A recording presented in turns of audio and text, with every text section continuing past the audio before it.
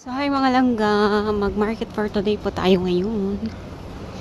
At dahil maulan, dito ako pumunta na market. Kasi malapit lang siya sa building namo ba, doon ra. Bisaya lang ta. Doon ra siya dire dayon. Hindi na ka mahasol. Daghan kag choices kung asa ka mo palit dapit dire sa mga dapit. Pwede ka dire dito sa market or dito sa mall. So kung gipili dire kay dool, then barato raman pud siya. Barato rin yung paninda. Then, nice po siya pamalitan. Dili siya crowded. Dayon, kuan.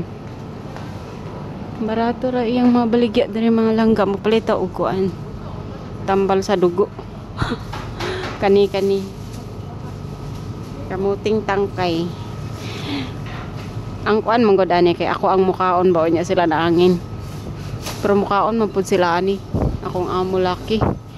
Ang maalaga sa una din siya mukaon karon mukaon na o di ba atik-atik ra gud sila mukaon pero ang ending nilang ga ako gyud barato ra ni siya 3 ka buok 10 no nice kay lang market dari mga langga di mga barato ra mauligya dari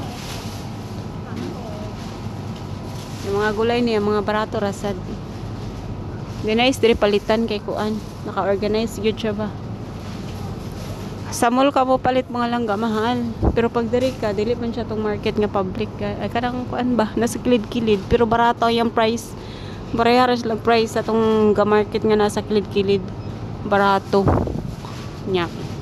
Makapili sad kag sakto. Mga fresh man pud lang gulay. This one. Aning 3 ka buok kay kuan na siya 10. Pero pag dito ka sa market 2 ka buok 12. So na siya mga langga.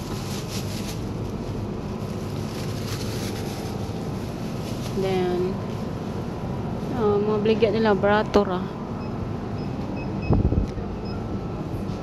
Samara siya ha. Bye.